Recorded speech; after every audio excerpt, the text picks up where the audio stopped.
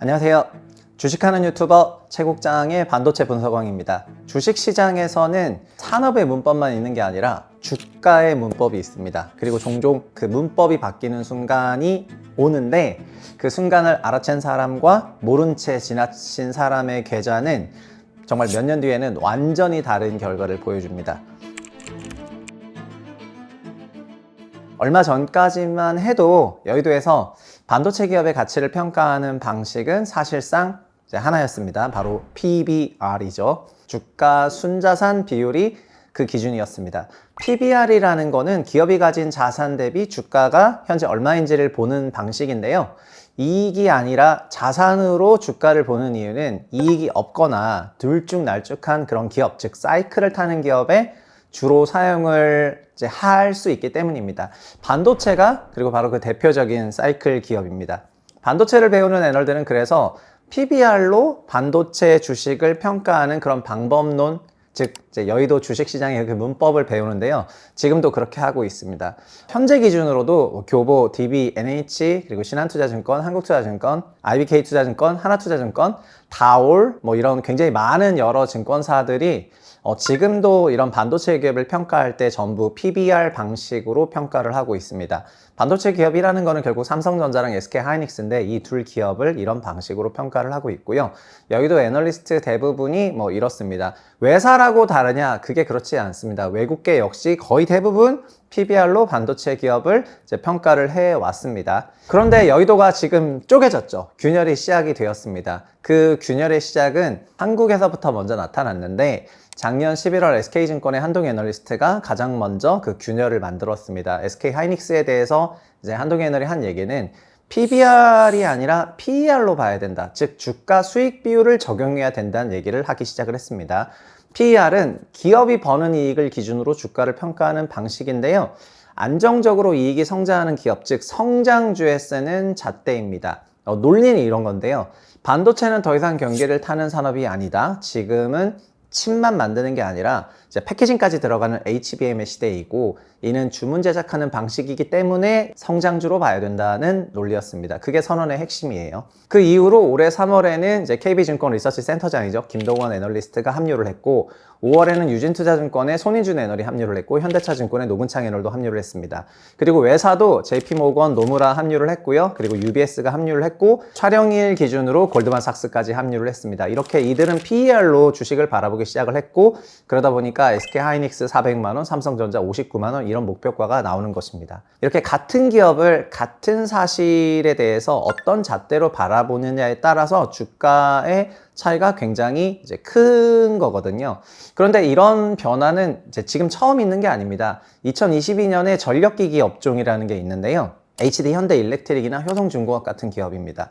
당시에는 이런 기업들도 PBR로 평가받는 전형적인 경기순환 산업이었습니다. 설비를 만들고 경기에 따라서 수주가 들어오고 나가는 그런 구조다 보니까 시장의 상식이 그랬었죠. 그런데 2022년 5월에 HD 현대일렉트릭이 미국의 그 넥스트라 에너지와 장기 공급 계약인 LTA를 체결한다는 소식이 전달이 됩니다. 통상 LTA라고 하는 거는 매출의 장기성을 보장하죠. 이는 단발성 수주가 아니라 수년치 물량이 미리 묶이는 구조라는 거고 시장은 그 사실에 즉각 반응을 했습니다. 당시에는 여의도 전체 증권사에서 오직 한 개 회사만이 전력기기에 대해서 PER을 사용했었는데 그 뉴스 이후부터는 이제 26년 현재 기준으로 보자면은 90% 넘는 거의 대부분의 증권사들이 다 PER을 사용을 하고 있습니다. 문법이 달라진 것을 확인하실 수가 있는 거죠. 이렇게 전력기기 산업이 PBR에서 PER로 바뀌면서 주가는 믿어지지 않겠지만 합산해서 20배 넘게 올랐습니다. 이 내용은 우리 채널에서 삼성액티브 자산운용의 김효식 매니저를 모시고 그 당시를 자세히 짚은 영상이 있기 때문에 분석과 함께 보시면 좋을 것 같습니다. 물론 반대의 사례도 있어요. 제가 분석을 했던 건설주인데요. 2008년부터 2013년까지 건설 해외 수주가 폭발적으로 늘어나던 시기에는 건설 기업들이 다 PER로 평가를 받았습니다. 성장주 프리미엄을 받았다는 얘기죠. 수주 자체가 장기 공급 계약이기 때문에 그렇습니다. 그런데 중동 수주가 유가 때문에 꺾이고 성장이 멈춘 순간 시장은 다시 건설을 PER에서 PBR로 바라보기 시작을 했습니다. 그 과정에서 주가는 정말 큰 폭으로 하락을 했죠. 이렇게 주가를 어떤 방식으로 측정하냐, 그 주가를 바라보는 문법이 바뀌는 방향에 따라서 결과는 정반대가 됩니다. 올라가는 방향을 잘 타면 몇 배가 올라가지만 내려가는 방향으로 타게 되면 반토막 이하로 내려갈 수가 있습니다. 사실 주가는 실적 곱하기 멀티플입니다. 멀티플이 밸류에이션을 말하고, 밸류에이션이라는 것이 애널리스트들이 사용하는 고유한 문법이죠. 그 문법을 더 구체적으로 알고 있느냐 모르느냐에 따라서 투자는 정말 상당한 결과를 만들어낼 수가 있거든요. 사실 문법이 바뀌는 그런 핵심은 지금 반도체에서는 이 세 가지인데요. 첫 번째는 메모리가 범용에서 주문형 제품으로 바뀌고 있다는 부분이고요. 둘째는 AI 시대가 되면서 그 주문으로 바뀌는 게 길어질 것 같다는 것입니다. 추론의 시대로 전환을 한 순간부터는 지금은 답을 내기 전에 모델이 스스로 여러 번 테스트 타임을 하고 그 과정에서 메모리가 많이 사용이 되죠. 그리고 고객과의 대답을 단기, 장기 메모리로 저장을 해두고 또 그걸 다시 꺼내와야 되기 때문에 이 과정에서 메모리가 폭발적으로 필요한 그런 시대가 되었습니다. 그리고 세 번째가 장기 공급 계약이죠. 장기 공급 계약이라는 거는 수년치 물량을 묶는다는 의미가 되는 거고, 요즘에는 선수금을 받을 것이라는 그런 논의까지 나오고 있습니다. 메모리를 사가는 고객사 입장에서는 메모리 가격도 비싸지만은 선수금까지 내면서 사간다는 거는 물량이 굉장히 중요하다는 건데요. 이거는 메모리 반도체 기업들의 장기 실적이 확보된다는 거를 이제 증명하는 그런 사례가 되겠습니다. 이게 메모리 쪽에서 밸류에이션 재평가가 나타나는 핵심 요인이고요. 과거에 여러 산업마다 다 그랬다는 거를 말씀을 드리고 싶습니다. 전력기기가 그랬고, TSMC가 그랬고, 애플이 그랬고, 결국은 이렇게 기업의 변화가 나타나면은 그 기업을 밸류에이션으로 평가하는 애널리스트들은 문법을 바꿉니다. 보통 투자를 막 시작한 사람들은 이제 이익에만 집중하는 경향이 있어요. 실적이 좋으면 사고 실적이 나쁘면 팔자, 이런 생각들을 합니다. 이것도 맞죠. 그렇지만 뒷부분에 이익 곱하기 멀티플이 주가라는 걸 본다면은 멀티플이 변화하는 것이 정말 곱셈으로 작동을 하기 때문에 엄청나게 큰 변화라는 거를 꼭 아셨으면 좋겠습니다. 지금 메모리 반도체 주가가 전년비 굉장히 많이 올라간 건 사실이지만 이익이 올라간 만큼만 올라갔기 때문에 멀티플은 반영되지도 않은 그런 상황이라고 볼 수가 있고요. 지금 멀티플 변화가 나타나기 시작한다는 것을 얘기를 한 것이 우리나라 기준으로 작년 11월부터인데, 저도 그 11월부터 나타났던 애널리스트들의 변화를 감지를 했죠. 왜냐하면 저 역시 애널리스트였고, 애널리스트는 이런 문법들을 잘 알고 있기 때문입니다. 지금 반도체 주가를 보는 두 부류의 사람들이 있는데, 한쪽은 너무 많이 올랐다 못 사겠다 이렇게 말하는 사람들이 있고요.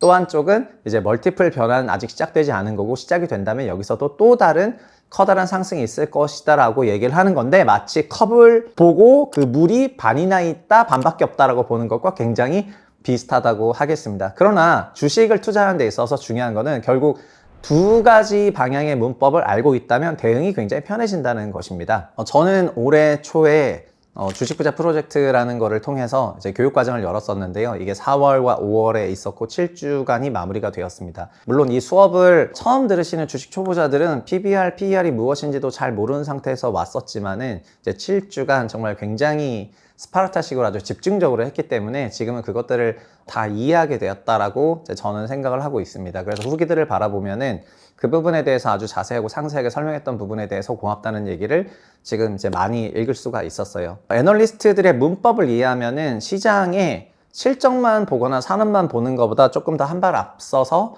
그 시장을 바라볼 수 있다는 점이 있다는 거를 이제 정말 말씀을 드리고 싶습니다. 이렇게 하게 되면은 뉴스라든가 실적에만 끌려다니는 그런 투자자에서 뭔가 시장을 내다보면서 미리미리 대비할 수 있는 그런 사람으로 좀 바뀌게 되거든요. 지금 주식 부자라는 거는 6월 1일부터 다시 한번 좀 도약을 하고 있는데, 더 풍성해진 컨텐츠랑 깊이 있는 기업 분석이 이제 주식 부자 프로젝트에 들어가게 될 겁니다. 아지트라는 이름으로요. 그래서 주식 초보자들이 오시면은 좋을 것 같습니다.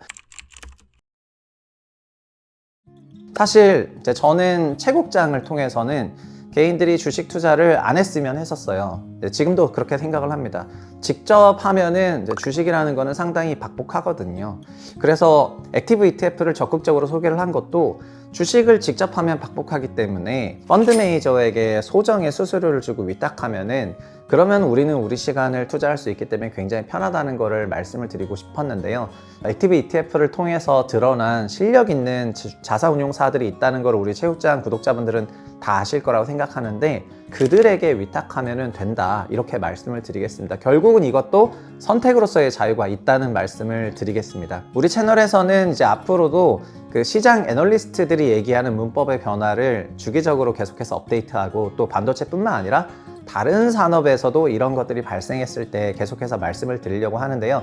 앞으로도 채널 구독 계속 해주시고요. 좋아요 부탁드리겠습니다. 여기까지 할게요. 감사합니다.